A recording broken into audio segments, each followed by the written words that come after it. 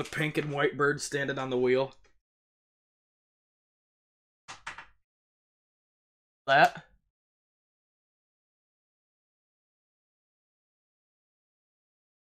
Really?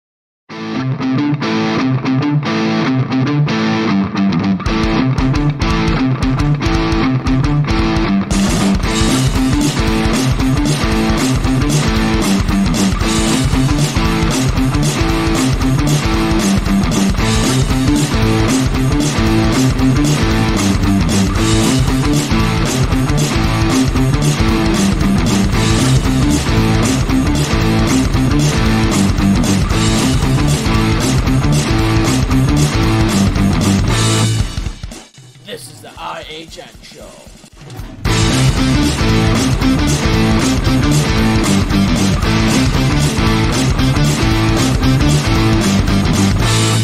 Welcome to the IHN show, ladies and gentlemen. Episode number 73. And it is at this point in not only Michigan weather, but of the hockey season and spring weather, warm weather, 60-degree weather, whatever you want to call it, has come down upon us, and boy, do I love it.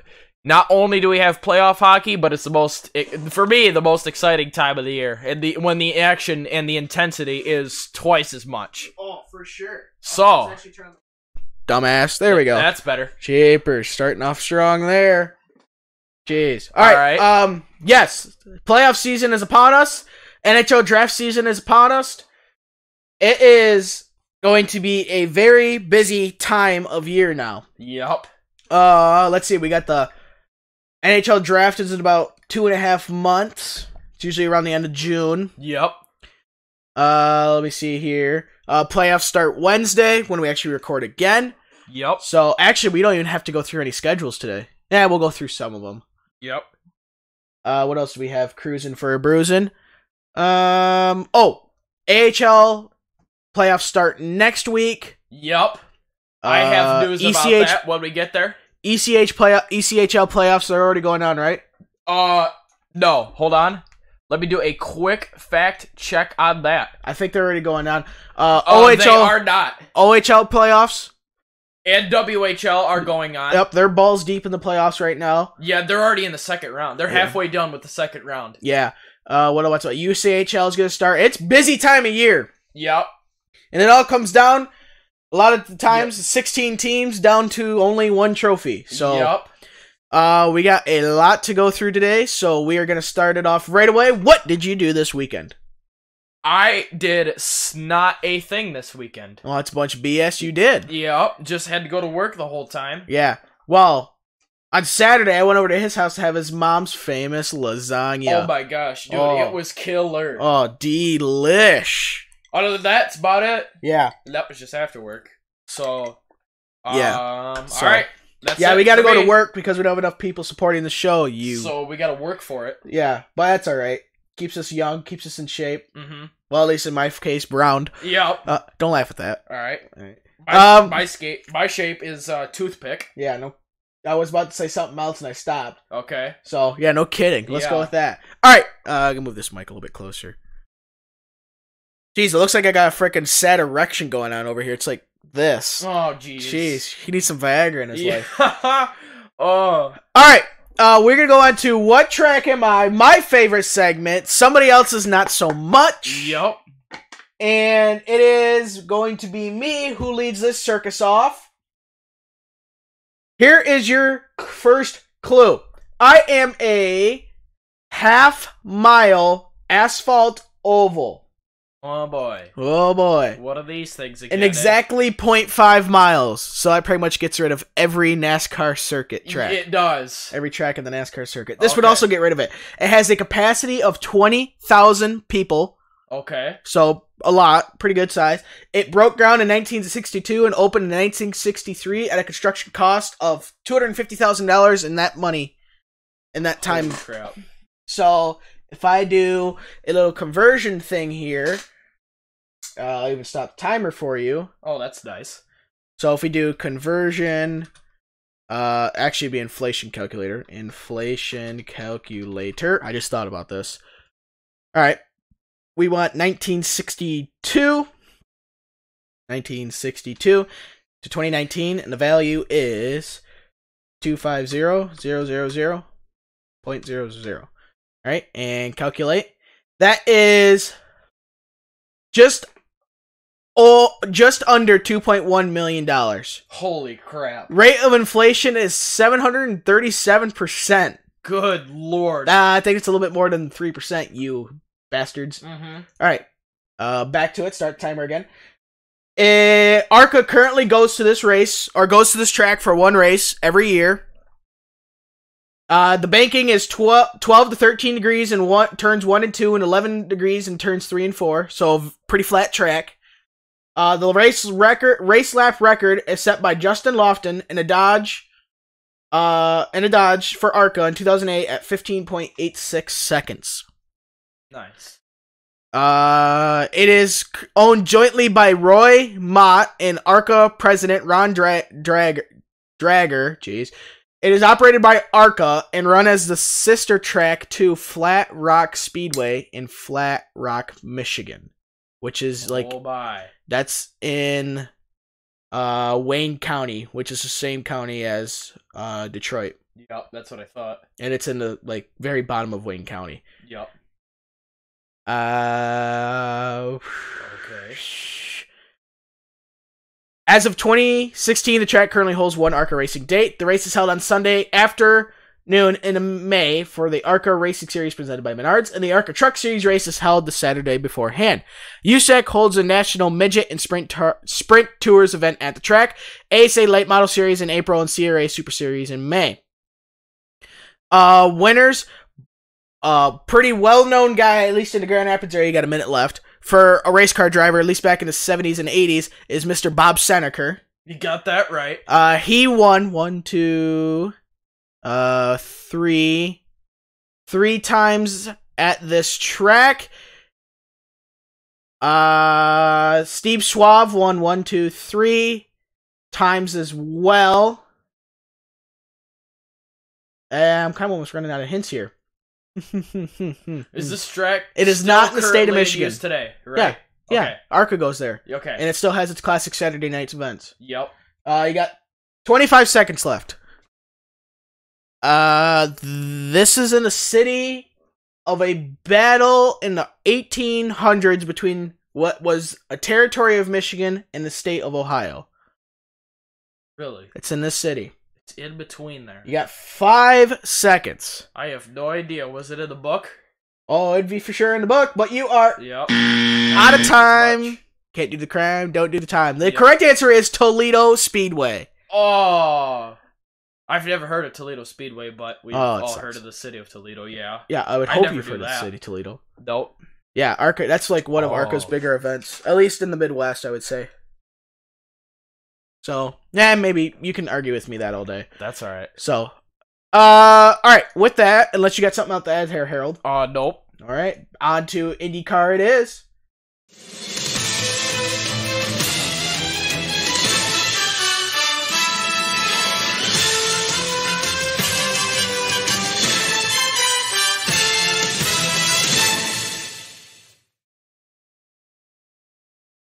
All right, in IndyCar here, we have a whole sum of a piece of, just kidding, gotta finish filling out my notes there, we go. All right, this past week, IndyCar was at Barber Motorsports Park, which, take a guess what city and state that's in.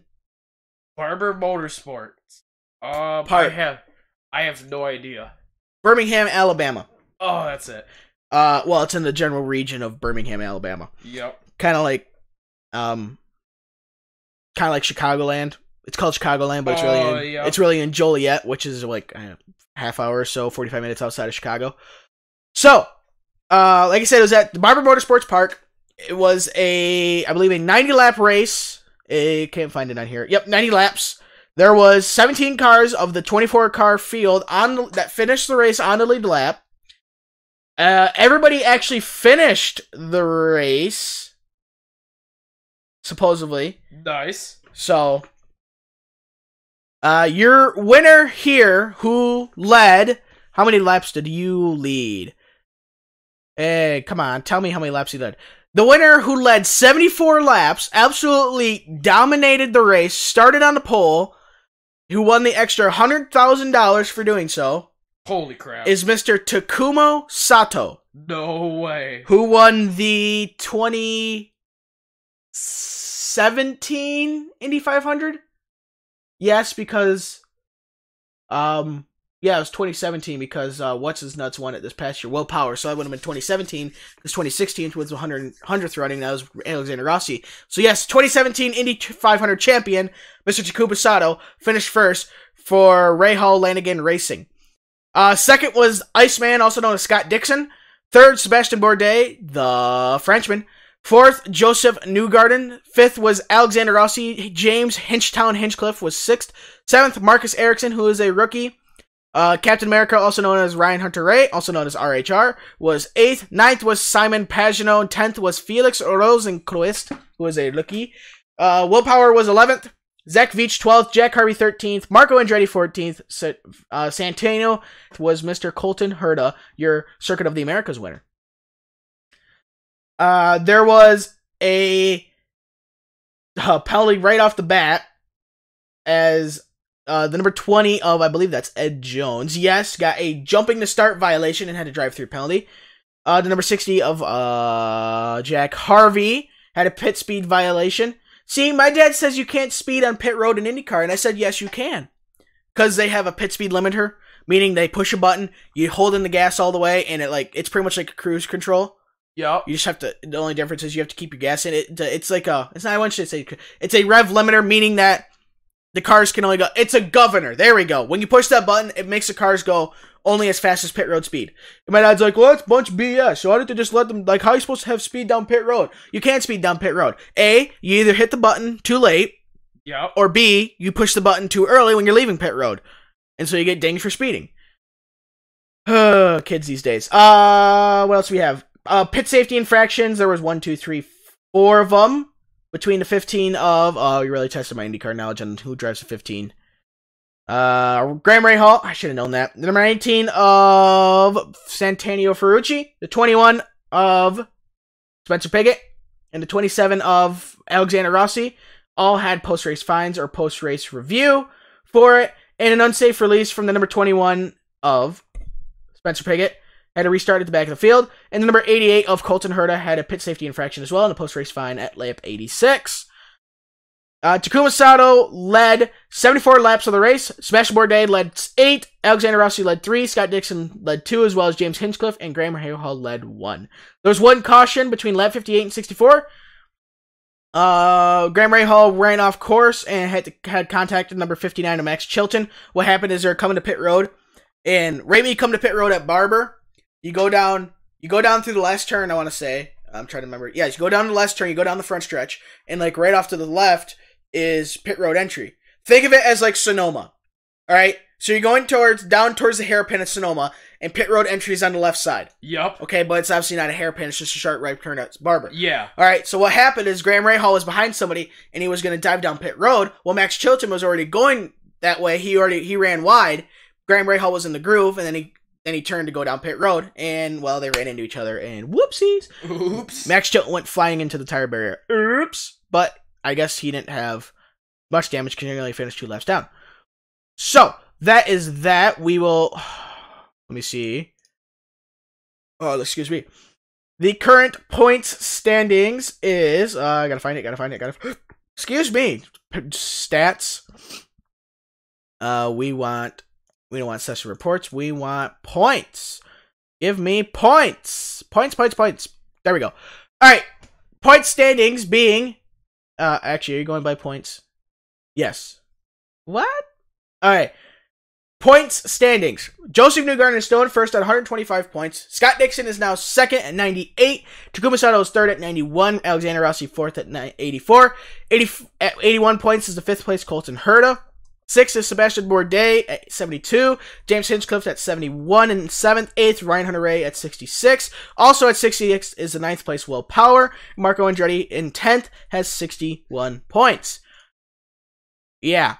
Hold on, let me load up my failure here, which is pretty much everything. Gotta load up. You're killing me, Smalls. Yes. Load up my TV ratings for the IndyCar race at Barber Motorsports Park. Go to this. Don't click on that. Go to there. Yes, come on. It should. I've typed in his name 1,000 times now. Tweets and replies. Ooh, that's NASCAR. We don't want NASCAR. We'll get back to that NASCAR. So. Ticket sales for the... Oh, I don't care. That's ticket sales. I don't care about ticket sales. Oh, yeah, we gotta get back to the attendance ratings for NASCAR at Bristol. Yikes! Is an understatement. Oh, boy. Where you at? Come on. IndyCar. Come on. Where's it at?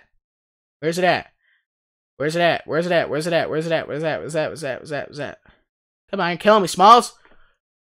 Ugh.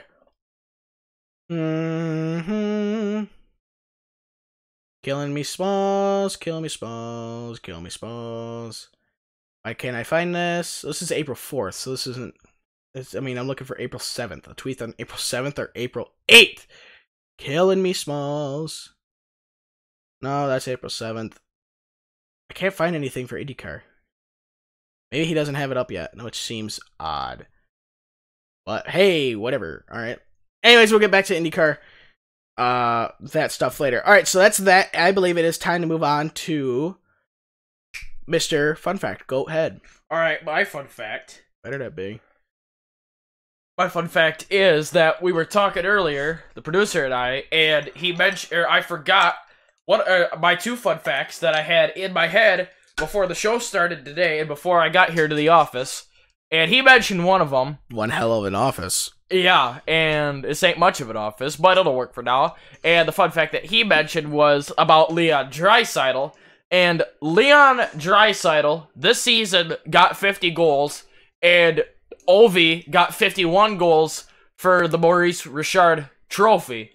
About Leon Draisaitl's 50 goals, my fun fact is that he, with that record, has set the current record now for the most goals scored by a German-born player in one season in the history of the NHL. 50. Really? 50. I kid you not. Did not know that. Really. And that is my fun fact. That's pretty interesting. That's pretty good. Yeah, it's not bad. Not bad at all. Alright, my fun fact here. So, it was announced this past week that Darrell Waltrip was retiring from the booth for Fox Sports. Spoiler alert. Yes. Ironically, he did that at Bristol, his most successful track. Yep. Darrell Waltrip was one of NASCAR's best drivers. During his career, he managed to rack up 84 wins, which is tied for fourth on the all-time list. He also won a championship in 81, 82, and 85. Throughout his illustrious career, Waltrip dominated Bristol Motor Speedway, which back then it might have been called Bristol International Speedway. Yep. His brother, not so much. He was too busy eating a concrete wall. Yep. Jeez, I'm sorry. That's bad. That's a bad joke. He was fortunate to start in 52 races at the last great Coliseum and put on some pretty incredible statistics along the way. The best straps of Waltrip's career at Bristol came between 81 and 84. In 7 races at Bristol, he recorded 7 wins and 3 poles. Hot dang. Leading at least 200 laps in every one of those races except one. Just a few. The first race in this incredible span of races came in the spring of 81, and it was also his best race at the track, leading 323 laps of the 500-lap event, en route to his 3rd win at the time. So he's won 7. He won 7 races in a row at Bristol. Not like 7, because at Bristol, over 7 different races at Bristol, he won 7 in a row. That's what we're saying. All right. Yeah, that's my fun fact. So with that, ladies and gentlemen, not bad at all. We are going to go on to the hooking segment. Better not be. And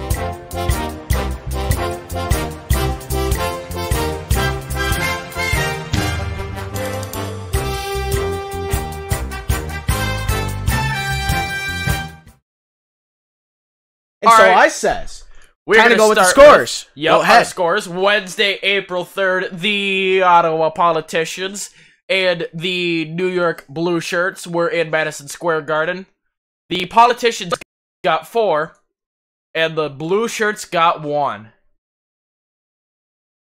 So what are you trying to say? I wish the Senators would have kept doing this. Yeah. Well, they would have had to go back more games than that to... Yeah. Whatever. Next, we have the Brews and the Dead Hawks at United Center. The Brews got 3 in a shootout, and the Dead Hawks got 4.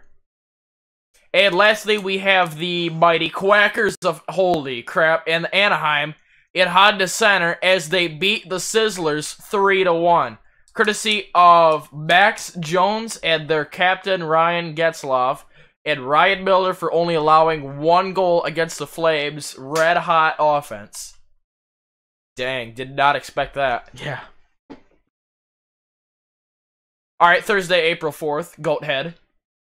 Okay. Don't mind if I do. Thursday, April 4th. There we go. The Sabres played the Ottawa Senators at KeyBank Arena in Buffalo, and the Sabres won 5-2. The Lightning played at... I almost said Air Canada Center. It is Scotiabank Center? Arena, something like that. Arena Center, Garden, Coliseum place. The Lightning won 3-1. The Islanders played the Panthers in Sunrise, Florida, and Islanders won 2-1 in a shootout, courtesy of I have no idea. The Penguins beat the Red Wings to end their winning streak at 6 with a 4-1 win at Dumpster Fire Center. The Washington Capitals hosted the Montreal Canadiens and won 2-1, courtesy of Nick Dowd. I was getting there. The Hurricanes hosted the New Jersey Devils and beat them 3-1, courtesy of Justin Falk, who had a power play goal in the second period. The Blue. Oh, this game's a circus. The Blues hosted the Philadelphia Cheesesteaks at Enterprise Center. I almost said Scott Trade Center. And the Blues racked up 7 goals, while the Flyers only managed to put 3 in the net. Damn! That's a paddling and a half. Nice. The Smashville Predators hosted the Vancouver Canucks and beat them 3-2 by scoring 3 unanswered goals from the second period on, courtesy of Ryan. Hold on. Ryan. Oh, Johansson. There we go. Jeez. Hold on. I don't know why, but the first thing that came into my head was McDonut. Like Ryan McDonough. I almost said Ryan McDonough, but he doesn't play for the Preds. I know, that's the thing. The Bruins hosted the Wild and beat them 3-0. Crap. That's a sad paddling. The Avalanche, not the Failer Ranch, as they actually beat the Winnipeg Jets 3-2 in overtime, courtesy of, I believe, Eric Johnson. Son of a beach. The Sharks played the Oilers and beat them 3-2 at Rogers Place in Edmonton, Alberta, with Leon Draisaitl getting 2 goals, number 48 and 49 in the season. And the Yotes beat the Golden Knights 4-1, courtesy of Derek Stefan. Son of a beach. Friday, April 5th. You alright? The Columbus Blue Eyes. Hey, do Friday and then do like the first 5 games of Saturday. Okay. The Columbus Blue Eyes and the New York Blue Shirts in Madison Square Garden. The Blue Shirts got 2, and the Blue Eyes got 3 in a shootout. Don't know who scored that. Oh, son of a beach. Here comes the paddling button. It don't matter. Your team's in the playoffs. Shut up. I know. Spoiler alert. The Chicago Deadhawks in United Center hosted the Dallas Lone Stars. The Lone Stars got 1, and the Deadhawks got 6. Son of a beach. Well, Patty Cade got me 2 goals for fantasy, so I'm alright. Shut up. Next, we have the LA Booger Flags and the Mighty Quackers of Anaheim in Honda Center. The Quackers got 5, and the Booger Flags got 2. That's good stuff right there. On Saturday, April 6th, the AC/DCs in TD. We Don't Care Garden played the Boston Beaches as the AC/DCs tied the all-time record in NHL history for most wins by a team in a season, as the AC/DCs got 6 and the Beaches got 3. Eddie Pascal was in net for the AC/DCs, former Grand Rapids Griffin. Holy cow. Next, we have the St. Louis Blues in Enterprise Center and the Vancouver Fat Whales. The Fat Whales got 2 in a shootout, and the Blues got 3. Speaking of a shootout, we have, oh yes, ma'am. This is one of my favorite rivalries in hockey, is the Toronto Maple Leafs and Les Canadiens de Montreal. In the Bell Center, in a shootout, the Maple Leafs got 5, and the Habs got 6. Unbelievable. Canadians put Charlie Lindgren, their backup, in there. Nice. They had Harold... What now? First dinger of the day. Harold Bluetooth was in net for the Maple Leafs, and let me find it here. I'm looking for it. Oh, I remember that now. Ryan Poling, is that how you pronounce his last name? I'm not sure. This rookie, his first NHL game for the Canadians, gets a hat trick and pulls an Austin Matthews, even though he didn't get 4 goals. The only difference was the Canadians actually won. Yeah, that, and he also got 4 points, but 3 goals and 1 assist was what he got. Yeah. So, what are the odds of that, huh? I don't know. Alright, you get to do 2 more. 2 more. And both of them are serious paddlings. They are. As the Blue Eyes beat up the Politicians in Canadian Tire Center, 6-2. And this next game here is an absolute circus. It is, because the Buffalo Stifle were hosted by the Detroit Dreadwings at Little Sleezers Arena. Squeezers. The Dreadwings got 1, and the Stifle got 7. Brandon Montour got his first goal as an Anaheim Duck, I think. I mean, as a Buffalo Sabre, the former Anaheim Duck. I lose a digger for that. Yep. Yep. Nice well, job. What am I at now? -1? You're at 0 now. Oh, okay. Well, we're tied at 0 now. All right, you're up. The New Jersey Devils were hosted by the Florida Panthers at BB&T Center, not BBC Center. And the Devils won 4-3 in overtime, courtesy of Travis Zajac. Speaking of 4-3.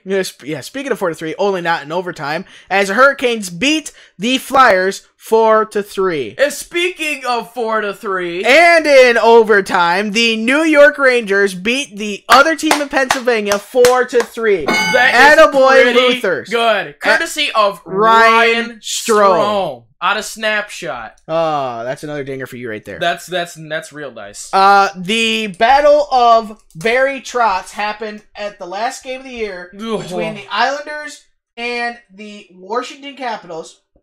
The Islanders succeeded as they won 3-0 in Capital One Arena. That's right. The Smashville Predators hosted the Chicago Blackhawks and won 5-2. And speaking of 3-0, the Dallas Stars beat the Minnesota Wild 3-0. Yeah. Nice job, Heralds. The Winnipeg Jets hosted the Arizona Coyotes and beat them 4-2. Oh, I'm sorry, the Winnipeg Jets were hosted by the Arizona Coyotes, and the Jets won on the road 4-2. That's really good. The Oilers were playing up in Alberta against the Flames and won 3-1. Shocking, actually. Yeah. The LA Booger Flings beat the Golden Knights 5-2. What the hell? Pretty much. And the San Jose Sharks hosted the Colorado Fail Ranch as they went back to the Fail Ranch and lost 5-2 as well. Yep. Free dinger again. Oh, gotta find it. Hold on. Scrolling. Oh, another free dinger. Is it Gus Nyquist another free dinger. His 22nd goal of the year, and Tyson Jost got his 11th goal of the year? You got the Gus Nyquist part right. Okay. I am looking. Oh, if Nikolai Ehlers would have scored one more goal. Nikolai Ehlers. Well, I gotta grow up. Oh, he would have been at 22. Yeah, well, you're still missing 2 dingers. I'm missing 2 dingers. Missing 2 dingers. Leon Draisaitl, 50th goal of the year. No, Alex Chason, 22nd goal of the year. Yep. One more? One more. Anze Kopitar, 22nd of the year. Is that it? That is the correct answer. Yeah, now buddy. I'm going back through the goals to make sure I didn't miss one. Oh, another one there. See, the bonus is he doesn't know how far I am up the list. Yep, and I gotta look for it like a son of a gun. S-O-B, he is. Alright, I'm looking for it. I'm hunting. Hunting. Where is it? Gotta be around here somewhere. Oh, it is. I'm still looking for it. Oh, I'm thinking about it. Alright, that's it. Just the other one. Alright, time to jump back. Now time to jump to Wednesday, April 10th. So there was no other dinger? Oh, no? There was an April dinger. I'm just waiting for you to find it. Oh. Do do do do do do do do do do do do do. Do do do do do do do do do do do do do. Oh dang! I didn't see it. Do do do do. Go to the Buffalo game. Well, it's at the Buffalo game. Yes, ma'am. Oh, there it is. Sam Reinhart, 22nd of the year. Yeah, it only took him an hour and a half. Yep. All right, that's the end of our show now. No. All right. Now that's it for the H show. Yeah. On Wednesday, April 10th, the NHL playoffs officially start. The Blue Jackets will play the Tampa Bay Lightning, and Tampa Bay, since they whipped everyone's ass this season, have home ice advantage all the way to the Stanley Cup Finals if they make it so far. Yep. They will have games 1 and 2 at Amalie Arena, and as also games 5 and 7 if needed against the Blue Jackets, and then the Blue Jackets will have games 3, 4, and 6. The Penguins play the Islanders and Lightning and Blue Jackets play at 7 p.m. The Islanders and Penguins play at 7:30 p.m. Eastern. The Islanders are the home team there, so they get games 1, 2, 5, and 7 at home. Penguins get 3, 4, and 6. The Blues and the Jets play each other in the first round. The Jets have home ice advantage, and they start at 8 p.m., so they have games 1, 2, 5, and 7. Blues have 3, 4, and 6. The Stars and the Preds play at 9:30 p.m. for game 1. Preds have home ice advantage. They have games 1, 2, 5, and 7. Stars have 3, 4, 6 if needed. And the Golden Knights play the Sharks. The Sharks have home ice advantage, and they start at 10:30 p.m. Eastern, meaning Sharks have games 1, 2, 5, and 7, and the Golden Knights have 3, 4, and 6. And that's all we need to do because we'll cover everything else on Wednesday. Home tank advantage for the Sharks. Yep. Oh, nice one there. Oh, that's good. You get a free dinger for that. Oh, that's real nice. That is okay. You want smooth. me to do Thursday? No, we'll do Thursday when we get to Wednesday. All right. So time to move on to this absolute show of fantasy. Lead them away. Yes, ma'am. Lead them away. All right, ladies and germs, we had the playoffs in our fantasy team. The results are in for the final games. It has been 2 weeks. For the third place game and fighting for Dead Nuts last, my bot got Dead Nuts last with 548.2, and your bot beat my bot 61.9 or 619.3 to 548.2. And the championship game between you and me was a ship show. You're telling me. As you got the least amount of points throughout all of us. You got 485.8, and the President's Trophy winning me won the Stanley Cup in fantasy in the first ever season of Yahoo Fantasy. 759.3 to 485.8 is your final score. Start singing I Am the Champions now, boys. I can't. It's copyrighted. I know. So now here comes me to claim the trophy. What do you want me to for? Handshake, like. Oh, you're just holding your hand out. No, I meant handshake. Oh, that was a weak-ass handshake. Handshake like they do when the captain goes to get the Stanley Cup. Oh, too bad I didn't catch that on camera. Oh, jeepers creepers, that's a... That's right. My pride is still intact. Yeah, buddy. Woohoo! Oh, sorry. I might have hit the wrong button now. It's not on you. Oh, jeepers creepers. Nah, I'm just kidding. It was when you first did it, but... Alright, so that is fantasy. I don't know where you're going to put that, because there's no place where to put it. Yeah, okay. Alright, I believe it's time to move on to championship bracket time. For the NHL. Do you think I can set it here? Yeah, I can see the cup part. That half good? of it. Is it cut off or no? Yeah. It's cut off. If you want, you could give me... Can you hold bobbleheads or a race car? I can hold another race car or bobblehead. I can hold 2 bobbleheads. A race car or 2 bobbleheads? Well, I can do 2 bobbleheads or a race car. I'll give you a race car. Rusty Wallace or actually, I already have John Andretti. Oh, who do you want? I'll take my Jesse Gordon. You're Jesse Gordon. So you might just have to do some rearranging over there. All right. It's not a bad consolation prize. All right.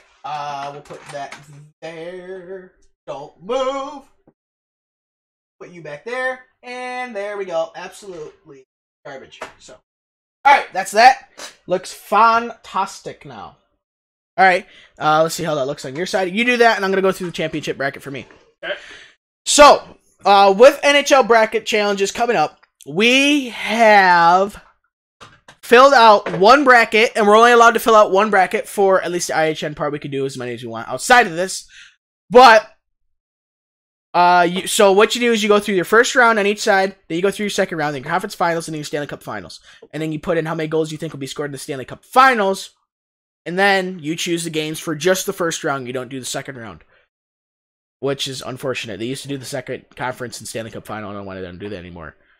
So, in the first round, in the Western Conference, the first place Calgary Flames will play the wild card of Colorado. The San Jose Sharks will play Vegas, as I already mentioned. Dallas and Nashville will play, and Winnipeg and St. Louis play. I have picked Calgary to beat Colorado in 5 games, Vegas to beat San Jose in 6, Nashville to beat Dallas in 6, and Winnipeg and St. Louis battle out in 7, with Winnipeg prevailing. In the Eastern Conference, it is Tampa and Columbus, Boston and Toronto, Washington, Carolina, New York Islanders, and the other team, Pennsylvania. I have Tampa sweeping Columbus in 4, Boston and Toronto fighting it out in 7 games, with Toronto prevailing. Washington and the Carolina Hurricanes in 6 games, with Washington winning out, and the New York Islanders beating the other team, Pennsylvania, in 5 games. In the second round in the Western Conference, I have Calgary and Vegas, with Vegas prevailing, and I have no way of making games because it didn't allow me. Nashville and Winnipeg playing, with Nashville moving on. Tampa in the Eastern Conference, Tampa and Toronto play, with Toronto not packing their bags. Tampa Bay will be making tee times for golf as Toronto moves on. And the New York Islanders will be doing the same thing as Washington moves on to the conference finals. In the conference finals, Vegas and Nashville play, with Nashville moving on to the Stanley Cup finals. And Toronto and Washington play, with Washington moving on to the Stanley Cup finals. And in the Stanley Cup finals, I have Nashville and Washington, with Nashville prevailing, with a total of 34 goals to be scored in the Stanley Cup finals. You not done, Harold? I'm thinking about it. Oh, geez, listen to this. You need to do a better job of spacing out your race cars there. About as dang good as I can make it. Just put Bobby Labonte is tipping on. Just put Bobby Labonte on the top shelf, then. He's got to be right next to his brother Terry. Oh, Jesus! Listen to this circus. There. There. Now you can put. Well, I should just. Never mind. Oh my lord. Problem? Yeah. Waiting on you here. Don't worry, we have another shelf we still have to put in, so. Yeah, this is just a temp. Yeah, until we get more shelves. No. We actually have a shelf. Yes, ma'am. We actually have another shelf, we just have to put it in. No. We just haven't decided where we want to put it in. Now, how does that look? I think that looks pretty dang good. Looks alright. Alright, do your bracket already. Alright, let me get. And then go right into your scores. Right to my scores of my bracket. Alright. It is now time for the Andy part of the show. See what I got here. Let me find my bracket. My bracket. In the first round, I have Calgary beating Colorado in 5. I have the Vegas Golden Knights beating San Jose in 6 like they did last year in the second round. Smashville beating Dallas in 6. I know I'm biased, but I mean, I had to go against the grain this time because my original Stanley Cup prediction was Smashville and I gotta stick to it, and he agreed with me on these brackets. So, I have the Winnipeg Jets beating the Bruins in 5. The AC/DCs beating the Blue Eyes in 5. The Toronto Maple Leafs beating Boston in 7. The Washington Capitals beating the Hurricanes in 6. And he does not like me anymore because I have the other team in Pennsylvania beating the Fishermen in 6 because I know the Fishermen's goaltending has been decent. And I think their goaltending is the second worst in the playoffs. First worst being Calgary. And that's just my opinion.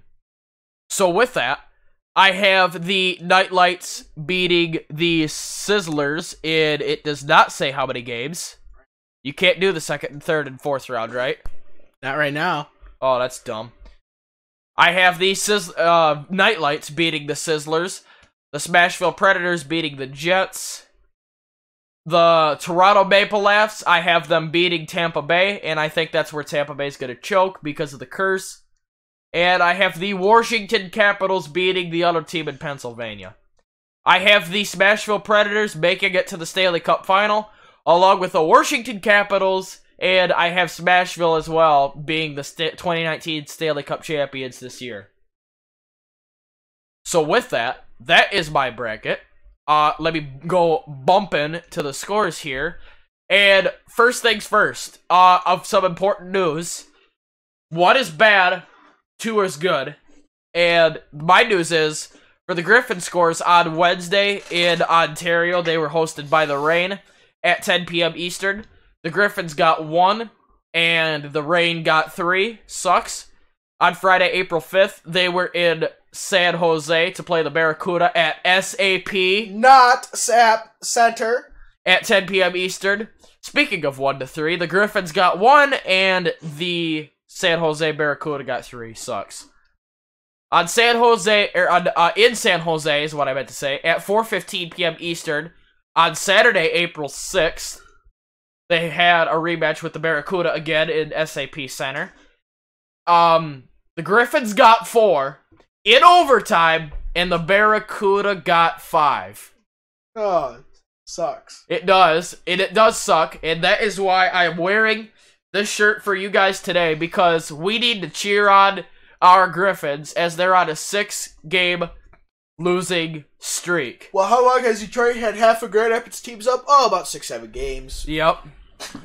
So, with that, what I wanted to tell you guys is, not only because I wore this shirt, but on what he and I were talking about before the show started, was on Wednesday, April 10, depending on what my parents say, is him and I are going to be there for the Griffins game at Van Andel Wednesday, April 10th, starts at 7 p.m. Eastern, and on Friday, April 12th, against Manitoba at 7 p.m., I am going to be at that game with a few friends. So on Wednesday and Friday at Van Andel at 7 p.m. Eastern, if anyone of you guys sees us, come say hi. Please do. We don't bite.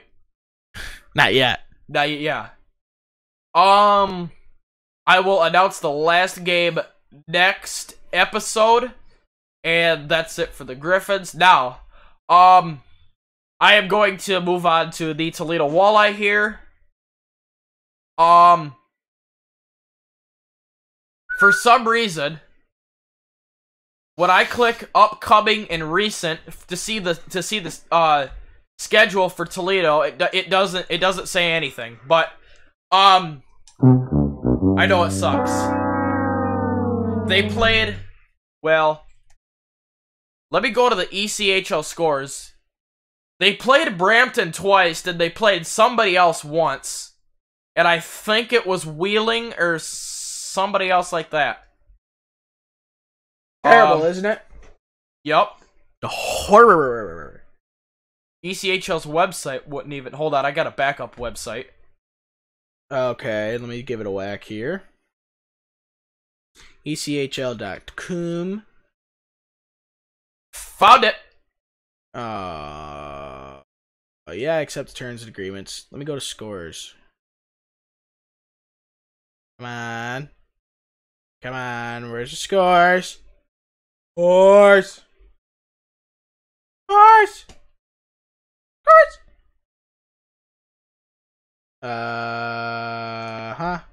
Close that. Thank you. Team sites, don't care. ECHL.com. There we go. ECHL scores.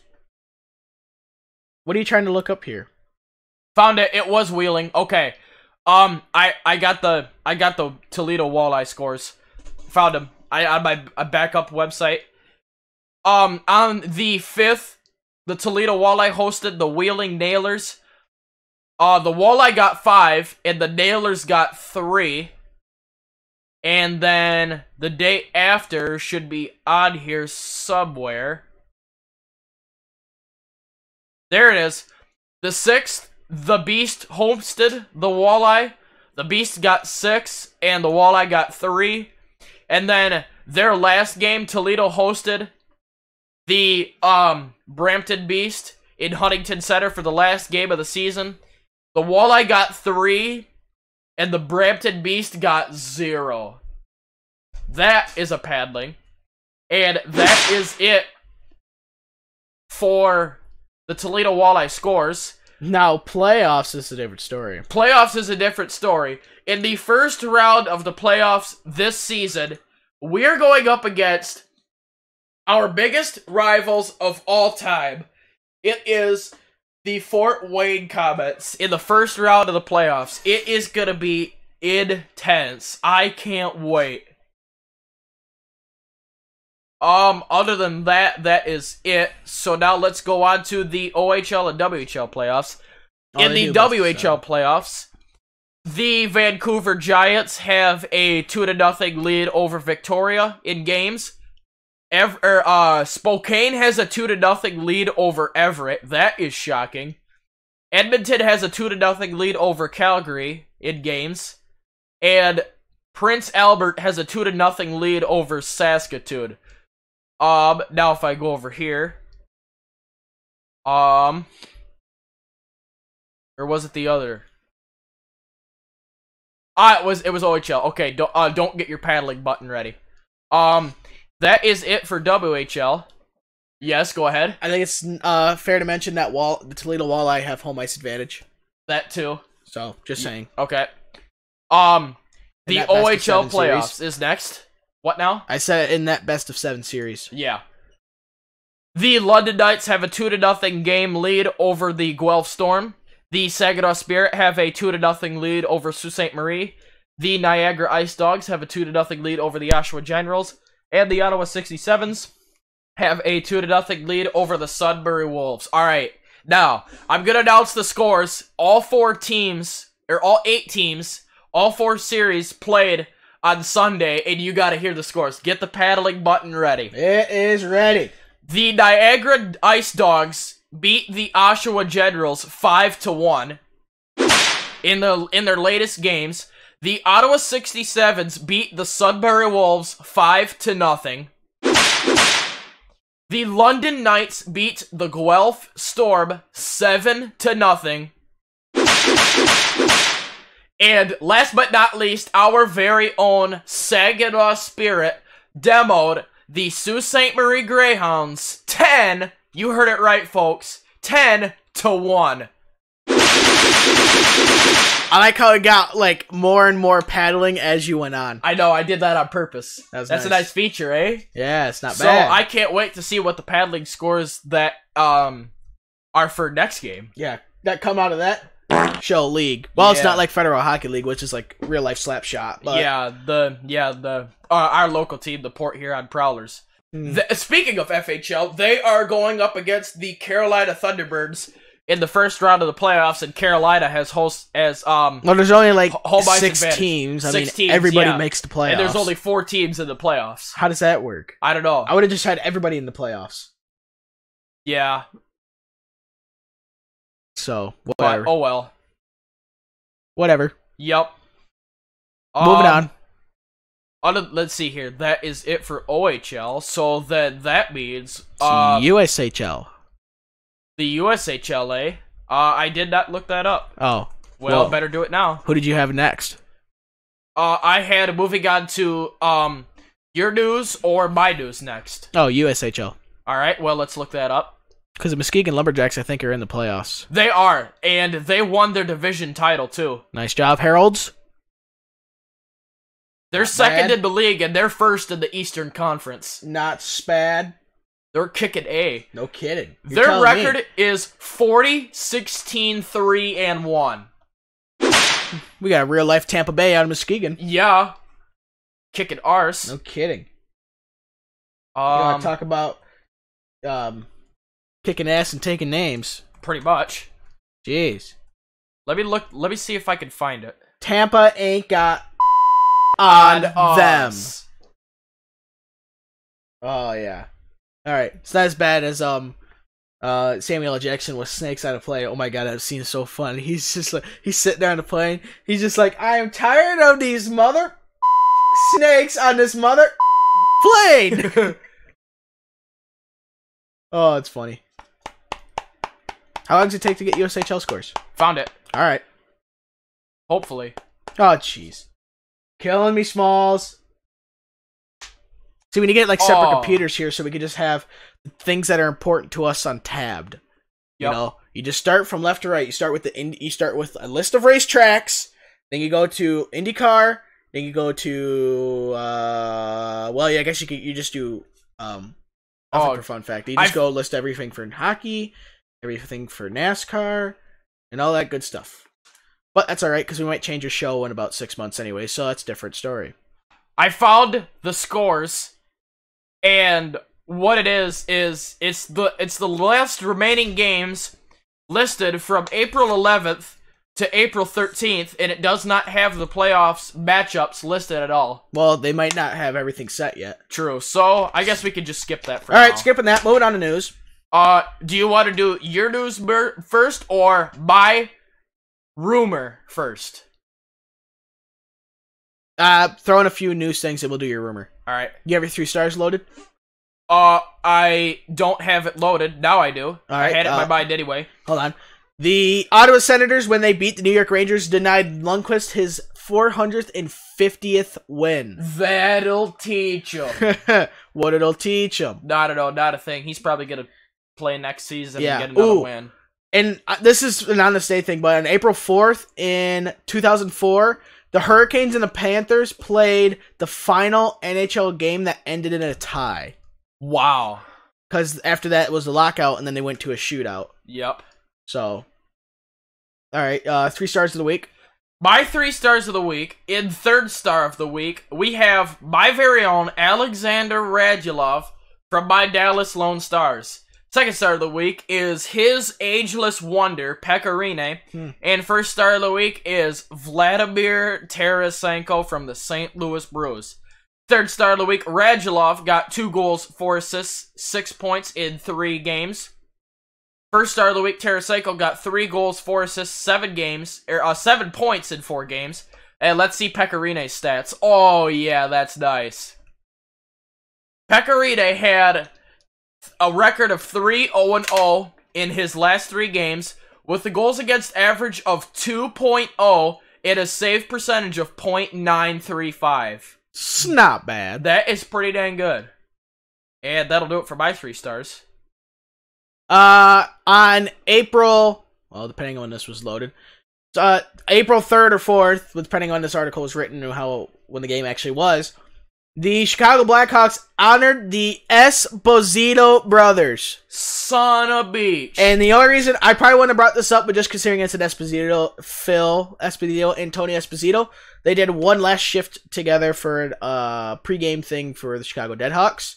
Nice. So, alright, you can, Isaac, we can just do the rest of your news. Colin Miller was fined $2,000 as some supplementary discipline under NHL Rule 64, which is a diving/embellishment thing in the game versus the Sharks for the Golden Knights. Wah, wah, wah. Don't care about that, actually. me see what else we got. Cruising for a bruising. The Hurricanes, when they clinched the playoffs, will be their first playoff berth since 2009. Wow. Yeah, just a few days. And that's only like 4 years after they won the cup or something like that. 2000. When did Calgary win the cup last? Calgary? In Carolina? Oh, you mean Carolina? Oh, never mind. Say Calgary has won a cup. Calgary hasn't won a cup since 1988. 88, yep. The Sabres defeat the Senators. When they did that, they ended the 8-game losing streak, and then they took all their anger out on Detroit Red Wings, obviously. Yep. Jeez. Let's see. Let me see. The Sharks defeat the Oilers for a second win in the past 11 games. The Sharks are cold right now. I'll tell you that much. So are the Nightlights. That was a joke. Yeah, I got that. Because the ocean's cold. Yeah, the Sharks cold. Bar, shut up. As your dad would say, shut up. Yep. Colorado is hot right now. They're 9-0-2 in their last 11. Yeah, they definitely ain't no Calgary, though. Yep. All right, the most famous NHL play-by-play broadcaster is... Is it... in my opinion, at least, and probably many other people's opinion... For most famous broadcaster, hockey, right? No, just think recent years. I mean, over many years. Recent years. My personal favorite is Jim Houston. He's not, but like most famous, favorite. Like everybody knows who this guy is. Then is it Mike Emmerich? No. Really? No. I would argue it's a Hockey Night in Canada broadcaster. Really? He's been doing play-by-play for 50 years. Oh, that one guy. I forgot his name. Bob Cole. That's it. Bob Cole. He did his last play-by-play game in the Maple Leafs Montreal Canadiens game. Wow. I remember that. Yep. Yeah, yep. Even if you didn't watch Hockey Night in Canada, you knew who Bob Cole was. Yep. So, let's see what else we got. Cruising in the news section. Yeah, we knew about the Coyotes getting eliminated. Good for them. Not. Too bad the Penguins made it. That's unfortunate. Alright, what's your rumor now as I try to find my next news article that's actually decent? My trade rumor. Rumor? You can't do trades yet.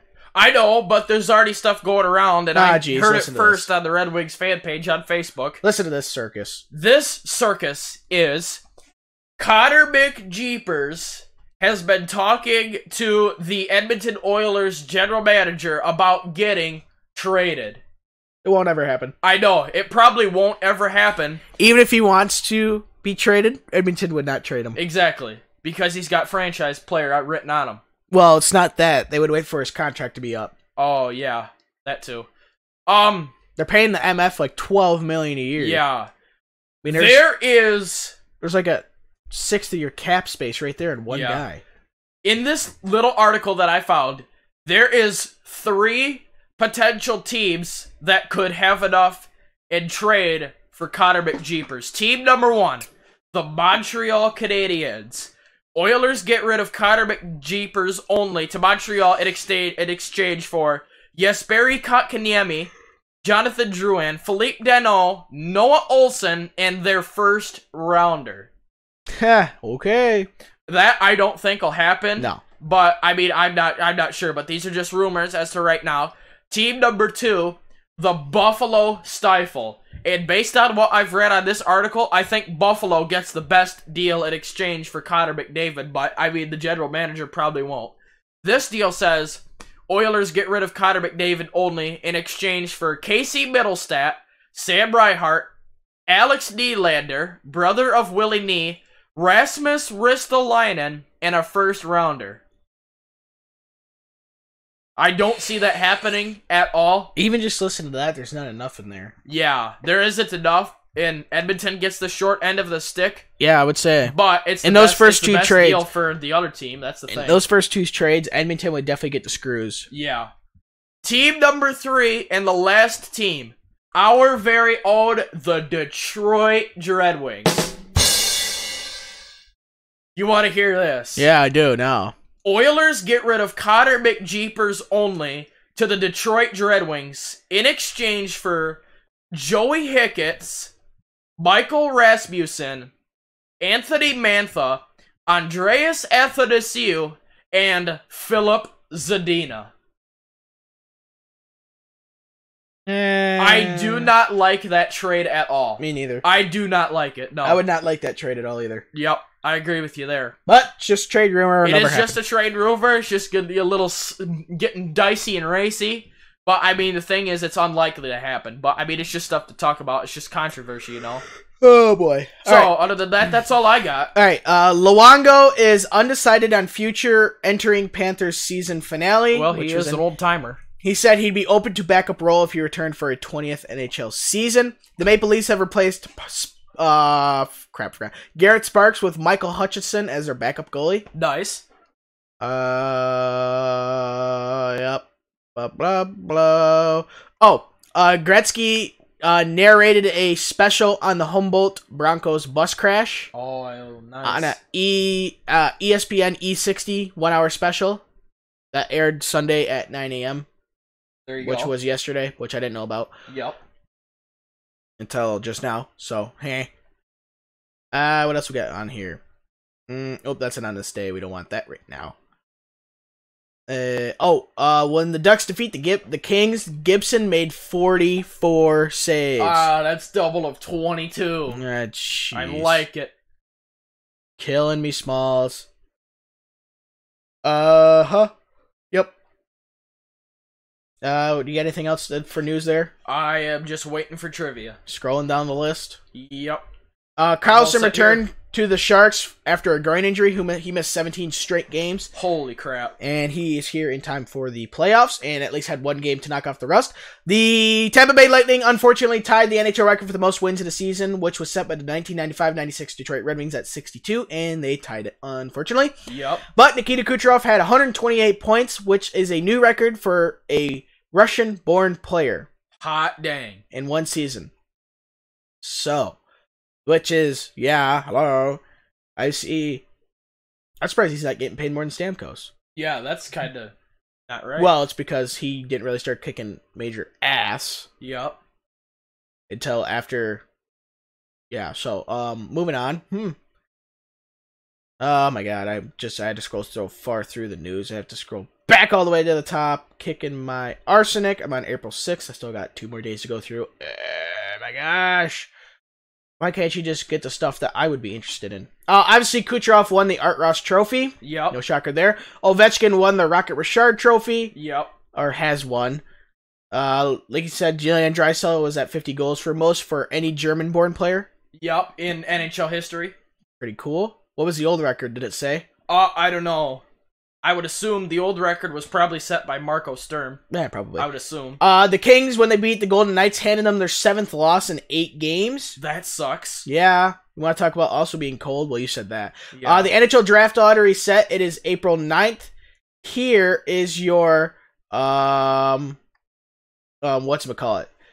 Colorado actually has the best chance to win a first overall. You might be wondering, but they're in the playoffs. Let me explain, damn it. Settle down. Yeah. So, Ottawa here is not real smart, as they gave away their first round pick to Colorado.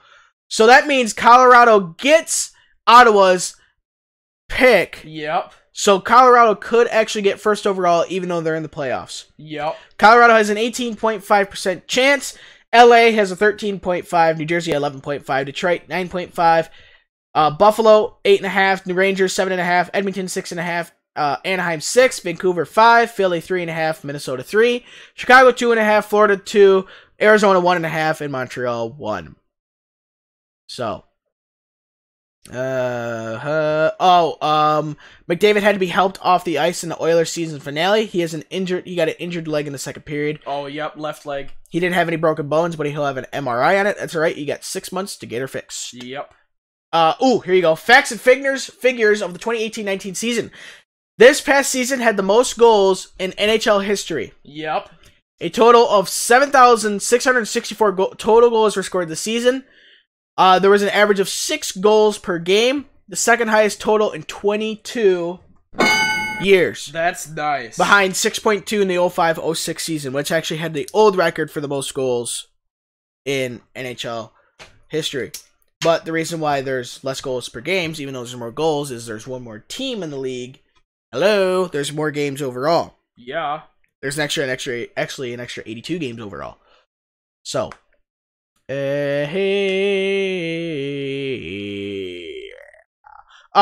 Getzlaff was fined $2,500 for reffing Adrian Kempe. For reffing Adrian Kempe? Yeah, reffing. Yeah. And the roughing gave him the reffing penalty. Yep. Nice. Mark Giordano is a favorite in the Norris Trophy race. Yeah, he really deserves it. Yeah. Desjardins will not return as Kings coach next season. Yep. He took over on November 4th and went 27-34-8. Patterson remains favorite for Calder Trophy winner.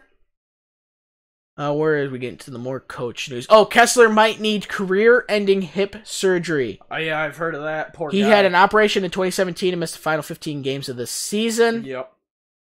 Which is very unfortunate. Bogner is fired as the Panthers head coach, and he went 79-62-22. Nice. In 2 seasons and missed the playoffs both times, although last year they missed it by 1 point. Yeah. And the Florida Panthers have hired Mr. Joe Quenneville. Joel, that's it. Joel Quenneville. The ex-Chicago Blackhawks coach. Yep. Who got fired for no reason, I say, actually. Yep. So, speaking of Ryan Kessler, I'll give you 2 free dingers if you can tell me who Ryan Kessler used to play for. Vancouver. Bingo. That was kind of easy, to be honest. Oh. What else we got going on here? No, that's the other thing I expanded out. Malkin eager for fresh start in the playoffs with the Penguins. Obviously he did not have a great year. I thought he had a fantastic year. Oh. Hedman practices he could play game 1 for the Lightning. He has been out 4 games with an upper body injury. Who else fired their head coach? I can't remember. Oh, Jeff Blashill was named the coach of the United States national team for the 3rd straight year. Yeah. Pretty much because he's the only American coach in the league that I can think of. Yep, and he got a 2-year contract extension with the Red Wings too, yep. And I'll fight anyone who says he's a bad coach. He's not. He has nothing to work with. Oh. In my opinion. Oh, there we go. Phil Housley was fired as the Sabres head coach. A replacement has not been named as of right now. Yeah. Jeez, Ovechkin's getting gray. Good lord. He is, dude. He is getting old. You know. Jay Bouwmeester signed a 1-year, $3.25 million contract with the St. Louis Blues. We almost to the top yet? Almost to the top. I swear we're almost to the top. Yep. Capitals hungry who won. Oh, there's your 3 stars, which means I am at the top of the list. All right. On this day, April 8th, in 1937, Clarence Campbell referees his first playoff game, a 4-2 win for the Detroit Red Wings against the New York Rangers in Game 2 of the Stanley Cup Finals. Campbell, who in 1946 becomes the 3rd president in NHL history, hands out 3 penalties. In 1961, Gordie Howe sets an NHL record for the most Stanley Cup playoff assists during the Red Wings' 3-1 win against the Chicago Blackhawks in Game 2 of the Finals. He has 2 assists to give him 61, 2 more than Doug Harvey. In 1970, your Pill Esposito has 3 goals and assists to help the Bruins to an 8-2 win against the Rangers. The Bruins score 5 goals in a span of 10 minutes, 21 seconds, and set a playoff record for scoring 2 shorthanded goals in 44 seconds. In 1971, the Montreal Canadiens rally after tallying by 4 goals late in the second period before a series tying 7-5 win against the Boston Bruins. The Canadiens are heavy underdogs. The Bruins are led by 76 goal scorer Pill Esposito. Can't get away from him. No. Oh, it's great. Sucks. Boston wins 3-1 in Game 1 and races to a 5-1 lead against the rookie goaltender Ken Dryden in Game 2, but Henry Richard's goal late in the second period gives the Canadiens a spark. 1973 goalie Gaia Common makes 33 saves for the only playoff shutout in his Hall of Fame career. He defeats the Bruins 4-0. In 1980, House sets an NHL record for the most years in playoffs, 20. It makes his first postseason appearance since 1970 when he takes the ice for the Hartford Whalers. The Whalers lose 6-1 in their first NHL playoff game. 1982, rookie centerman Dale Hawerchuk, who? Yeah, has 4 assists to help the Winnipeg Jets defeat the visiting St. Louis Blues 5-2. In 1990, Tony Granato, scores a shortened goal at 8:37 in overtime to give the LA Kings a 2-1 win against the Calgary Flames.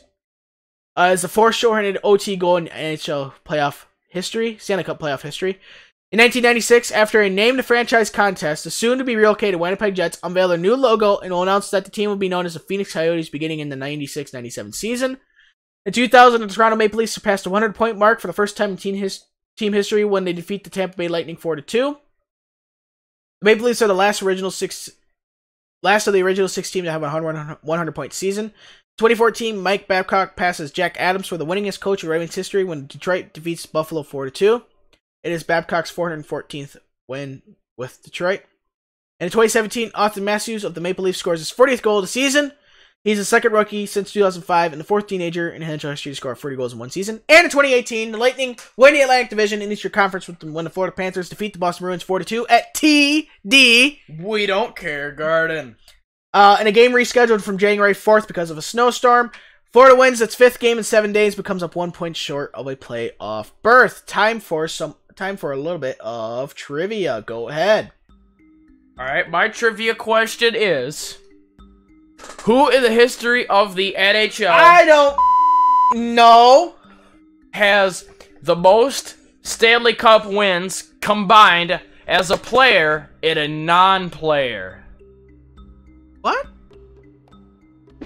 Has the most wins as being a player and Stanley Cup wins as a combined Stanley Cup win. You win the Stanley Cup as a player and a non-player combined. So as like a general manager, coach, and that who also played too. It has the most combined. Rocket Richard. I'm just kidding. I think I know who it is.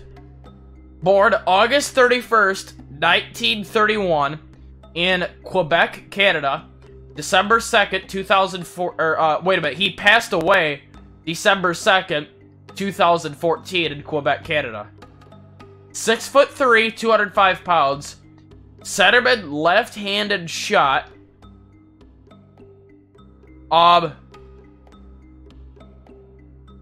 In the 47-48 season, all the way to the 49 season, played with the Victoriaville Tigers of the QJHL. Then the Quebec Citadels, I think. Ha, it's a great name. 49-50 to 50-51. And then, the Quebec Aces from 50-51 to 52-53. And then in the 52-53 season, all the way to the 1970-1971 season, played with the Montreal Canadiens. Is it Maurice Richard? No, that is not it.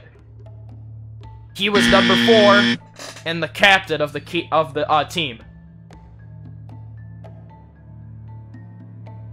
I can see him like standing right in front of me right now. Yup. Come on. How much time do I have left? $1.06. Did he only coach or do any other things with Montreal?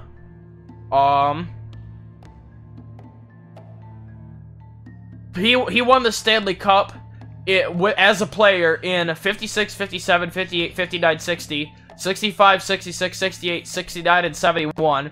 And he didn't coach or anything. He was the senior vice president of the Canadiens when the Canadiens won the Cup in 73, 76, 77, 78, 79, 86, and 93.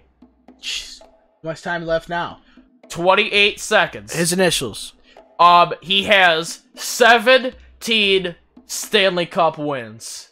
Rings. All right, what's his initials? That is a metric butt ton. What is his initials? With 15 seconds left, his initials is a dead giveaway, but I'll give it to you, is JB. JB? Yeah.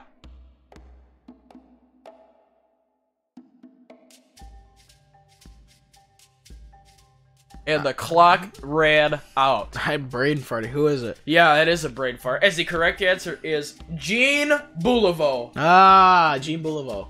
Most Stanley Cup wins in NHL history as a combined player and non-player. Nice. 8 with 8 being a senior vice president and 9 as a player. Holy crap. All right. Who has the most hits in a single playoff season? Oh crap, I think I might have seen that one when I was doing records episodes ago. Most hits by a player in a single playoff season. He was drafted 13th overall in 2003 by the LA Booger Flings. He's 6'0", 216 pounds, right wing, right shot. Has played his entire career with the LA Booger Flings. He's currently age 34, born November 4th, 1984, from someplace in New York. I don't even want to try and say that. He's represented the United States at 3 World Championships, winning a bronze medal in 2004 and 2 World Junior Championships. He won a silver medal as an alternate captain of the United States national team at the 2010 Winter Olympics in Vancouver. There you go. He received the 2011 NHL Foundation Player Award for his extensive charity work in the LA community. During the 12-13 NHL lockout, he played for a Swiss National League team. He is known for his physical playing style, consistently ranking among NHL leaders in hits and penalties drawn, and his reserved lead-by-example approach to his former captaincy. My answer, I have the first answer. My answer for my first guess, is it Dustin Brown? That is the correct answer. Yeah, buddy. Nice job. Well, once you said former captaincy, that clicked. Yeah, I knew it would go click. Yep. All right, I believe it's time to move on to the NASCAR.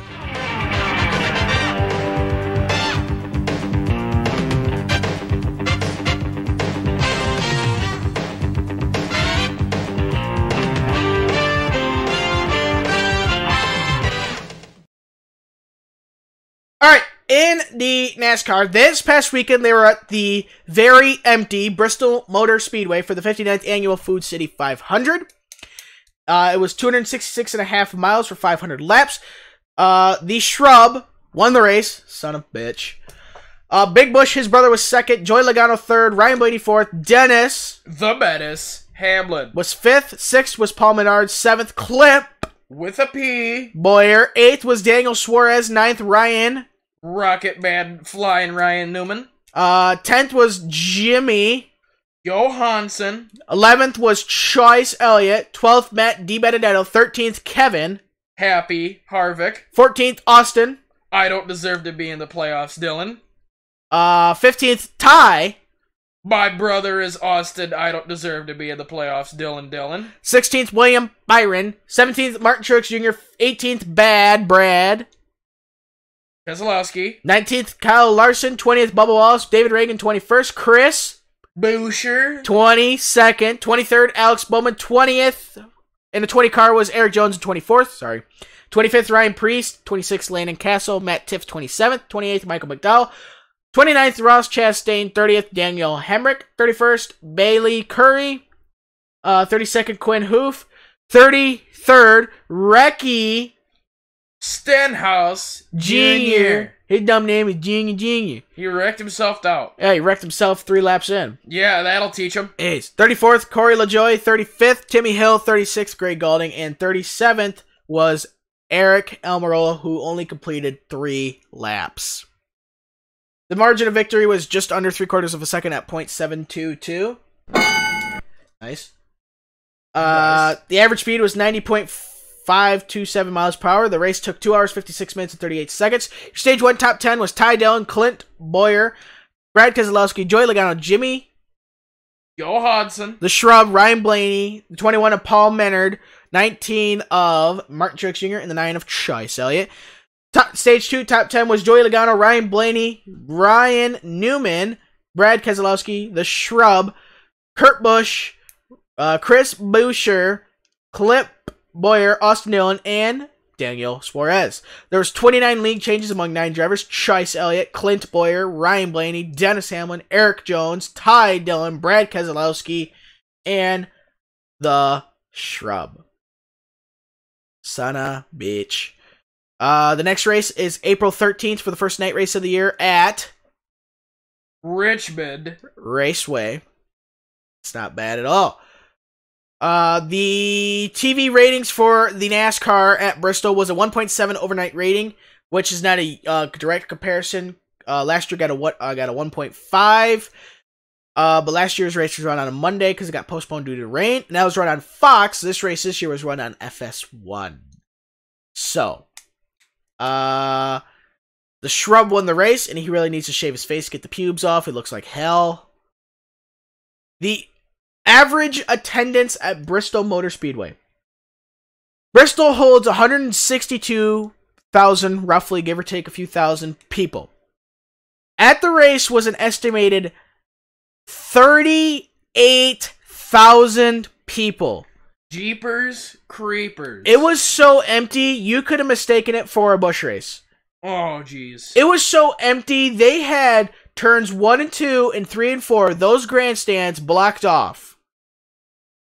Which is so depressing. Bad. Not even 6 years ago, Bristol still at least managed to sell out, or at least look full. Exactly. It's so sad. It is. I mean, it's terrible. We have an upcoming race. After Easter, it's Talladega. Look out, mofo. Nice. So, I believe there's not really much NASCAR news. I don't think they're actually... Oh, Darrell Watcher got to do got to wave the green flag and did boogity boogity boogity at the same time. Oh, yep. There Classic you go. Boogity boogity boogity. Let's go racing, boys. Yep.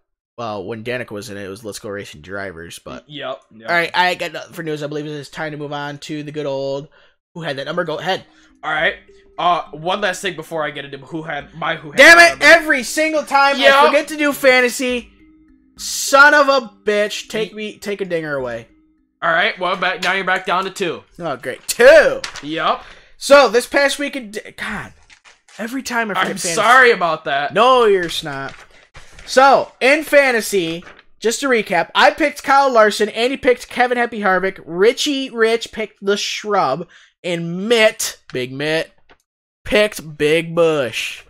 See, Big Butt, Big Bush? Mm-hmm. Alright. Me and Andy got absolutely 0 points. So we're still at 25 points for me, 24 points for Andy. Mitt got 1 point in stage 2, and 5 points for finishing the top 3, for a total of 6 points. He's at 28 points, leading the pack now. Richie Rich got 1 point in stage 1 and 2, 10 points for winning the race, for a total of 12. He's up to 25 points. So, Andy gets to pick first, then it's me, even though I'm tied with my dad, but since I finished worse... That makes it much better. That makes it, I get to pick first, then it goes Richie Rich, and then Big Tim. You got that right. So, does Andy have a pick right off the bat? No, not yet. Alright. Just asking. Yep. So, alright, that is fantasy. Now it's time to move on to who had that number. And I also have one last thing to say. Oh, jeez. Just to pee him off. Yeah, you're doing a good job of that. What I found on my phone was I actually wasn't thinking about fantasy. I also forgot, but then you thought of it. One last thing for hockey is I am surprised. The first 4 numbers I'm about to say I'm not surprised at, but the last 2 I am. The league leaders for goals was Ovi with 51. Assists, dishes was Nikita Kucherov at 87. Dish master. No kidding. Points for this year total. Kucherov 128. Wins, your very own Andrei Vasilevsky at 39. For goals against average this season, it was Ben Bishop with 1.98. Really? Throughout the season he played. And the save percentage was also Ben Bishop with a save percentage of .934. It's not bad. So is that all you got now? Yeah, if Ben Bishop would have stayed in Tampa Bay, Tampa Bay would have probably broken the Detroit's Red Wings record for most wins in a season. Maybe. They probably would have. Maybe, but you don't know that. Yep. Who knows? They could have had less wins. Yep. You don't know. Could have. All right. Who had that number? Now I get to go first for trivia for who had that number. Okay. All right. Who had the number 7 for almost an entire season? He had it for almost every race in the 2003 season, and then ran the 2004 Daytona 500. The only race he did not run in 2003 was the 24th race of the year at Bristol, which would have been the night race, which was led by Ted Musgrave. Okay. So he pretty much, let's just say he ran a full season. Yep. He ran the entire 2003 season, all 36 races essentially, pretty much. In the number 7 car. Okay. I have 2 guesses already. All Believe right. it or not. Guess number 1. Is it Mikey Waltrip? No. Mike Guess Waltrip number did 2. not. Hold on. All right, sorry, you could go. Sorry, I was gonna say when Mikey Waltrip started driving the car. Yeah. That was in the 2000 or in the 1999 and the 2000 season. I remember that. Guess number 2. Is it Robbie Gordon? No! Robbie Gordon started driving it in the 2005 season. Kiss my white. Never mind. I was almost gonna do Robbie Gordon, but then I saw this guy and I was like, nope, Robbie Gordon's too easy now. Son of a bitch. Oh, don't you hate that? Oh, with a passion. Oh, it's as bad as Pil Esposito. Yeah. Nah, wow. Now you only have one guess left. Yeah. Bum bum ba-dum. He was born February 15th, 1957, is currently 62 years old, from Berwick, Pennsylvania. Holy shit. Yeah. Better not be Dale Earnhardt again, I swear No, if it is. he has 2 wins in the Monster Energy Cup Series over 478 races over 18 years. His best finish in the points was 12th in 1993. His first win was the 1994 Pepsi 400 at Daytona, and his last win was the 1994 Die Hard 500 at Talladega. Alright. So both wins came in the same season. He had 3 poles, 80 top 10s. His last race was the 2006 Pennsylvania 500 at Pocono. He has 12 wins in the Xfinity Series and 1 win in the Truck Series. Billy only ran 31 races in the trucks over 3 years, so. His first race was the 1989 Budweiser 500 at Dover Downs International Raceway. Well, at the time it was called Dover Downs. Let me see what else we got going on here. He is known for his competing in NASCAR. He also hosted a NASCAR-inspired talk show, What's the Deal, on Speed, and was co-host with John Roberts and Kenny Wallace of the Speed's pre-race and post-race NASCAR shows, NASCAR Race Day and NASCAR Victory Lane. Before retiring, he had segments on Speed's NASCAR Race Hub before it went to Fox, offering commentary and answering viewer questions on Tuesdays and Thursdays. During his days racing modifieds, he was nicknamed... Ooh, I don't want to say this yet. He was nicknamed this name, which I'll say later, for his aggressive racing style, and he's one of the few drivers to have won a race in all 3 of NASCAR's top series. Actually, I'll say his nickname was Mr. Excitement. Oh, I've never heard of that. Dang it. Come on. Mr. Excitement. I might have. You have 20 seconds left. His initials. JS. Is it Johnny Sauter? No! That is the incorrect answer, sorry. His nickname of Mr. Excitement. Dang, that's the thing. I was rushing on time, and I never heard of Johnny Sauter's nickname being, Mr. Excitement. And that's because it's not Mr. Excitement. I know. And then you said something about Truck Series, so yes. Well, Johnny Sauter has more than 3 wins in the Truck Series. Oh, I did Johnny Sauter last week. This guy's name is Jimmy Spencer. Dang it! Oh, what a great one. No. Mr. Excitement, they called him. Oh, he's a great guy. Oh my gosh. God, he's fire in hell. You gotta look up on YouTube some of the things he did for Fox where he would what was it? I think it was called my dad and I love Jimmy Spencer. Oh god, he's funnier than hell. Yeah. He did a thing on Fox, I think it was called he'd always like do stuff when they did NASCAR Race Hub on Tuesdays and Thursdays. At least on Tuesdays. He'd go this past week. He'd always like ripping the people on something, the Mr. Excitement. He had like a shirt that said Excitement on it. It was funny. Oh, nice. That's funny. All right, you're up, head. My who had that number is out the NASCAR. I have to look up one last thing. Oh, great. Before we get started here, just to make sure I get the who had that number. Well, I have the number, but oh, that was this. Okay, never mind. Okay, it's a good thing I looked it up. Ah, I recognize that now. Okay. Oh, it's okay. It's a good thing I didn't say. It's a good thing I didn't say this guy had the number 25 for the Dreadwings in the 95-96 season all the way to the 2003-2004 season. Oh, I number wonder 25. who that is. Yeah, I wonder who that is. Okay, okay. Darren McCartney? Who had the key number of 25 for the Montreal Canadiens in the 2006-2007 season? 25 Canadiens, 2006-2007 season. I don't know, give me some hints. The hint is, let me see here. Hint. Born February 3rd, 1976. He's only age 43. Only? Born in Sherbrooke, Quebec, Canada. 6 foot, 208 pounds. Defenseman, right-handed shot. He went 49th overall in the 94 NHL draft by the Detroit Dreadwings. 94th overall in the what year draft again? 49th overall in the 94 draft. Oh, that seems legit. Oh, hell. In the QMJHL, played 3 years, 93 to 96 for the Sherbrooke Falcons, I believe it is.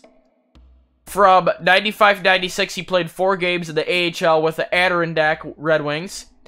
From the 95-96 season to the 2003-2004 season, he played for the Detroit Dreadwings as the number 11, if that rings a bell. He was the number 11 for the Dreadwings from the 95-96 season all the way to the 2003-2004 season. He was probably... when was Fight Night at the Joe?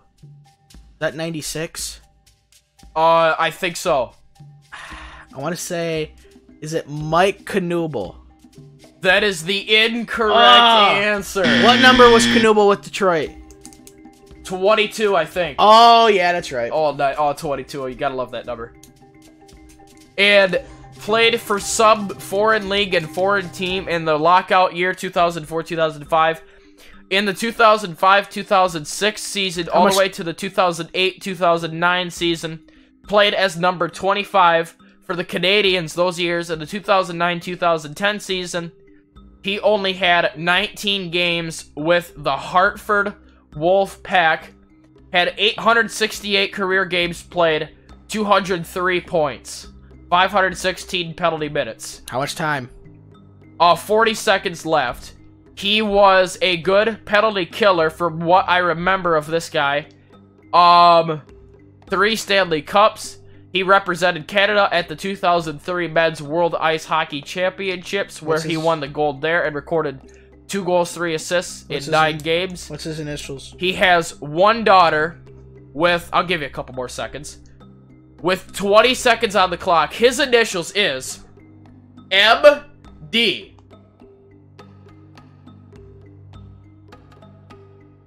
MD? Yeah.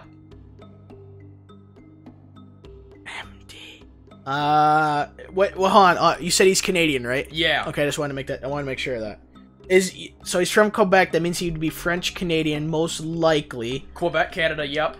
Most likely. Yep. That's not proven fact. MD. Is it?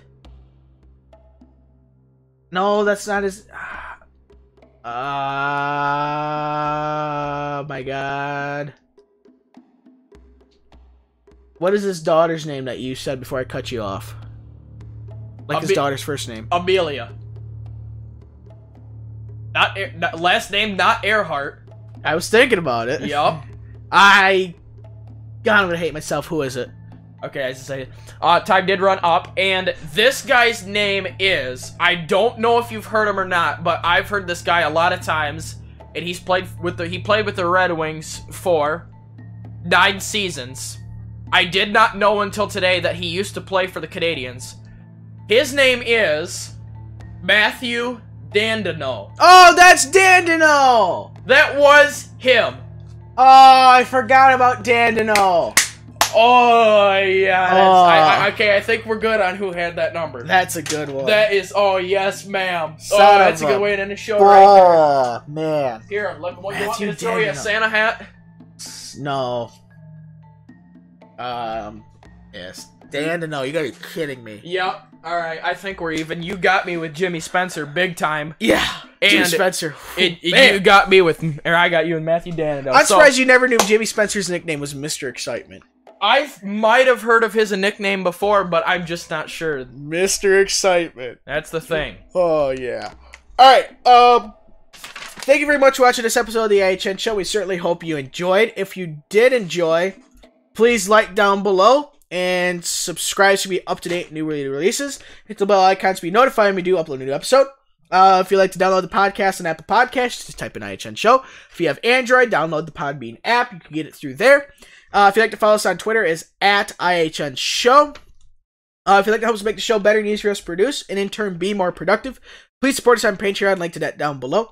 If you'd like to contact the show, it is ihnshow@gmail.com, and that will be in the description and on the outro screen, along with our link to our Patreon page. If you'd like to start this conversation in the comments, please do so. We just request there's no mean or vulgar language. Just use common sense before we type. Racism, politics, and sexism is not allowed. We're all here for just good fun. Alright, the white flag is in the air. Do we got a lap at Bristol or a lap at Watkins Glen? It is a lap at Bristol, considering that was the race last week. Oh, rar, son of a bitch, Matthew Dan. Oh, I hate myself right now for Jimmy Spencer. We both got each other. We both got each other pretty good there. We did. Oh, great. Oh, we're doing the show right. Yeah. Next IndyCar race is Sunday, April 14th at 4 p.m. Eastern at Long Beach. Long Beach, that's a good track. That is a great track. On NBCSN, also known as the Little Boy Network. And the 9th race of the 36th race NASCAR season is Saturday, April 13th at 7:30 p.m. Eastern at Richmond Raceway on Fox, also known as the Big Boy Network. Have a great rest of your week. Don't forget the playoffs have started.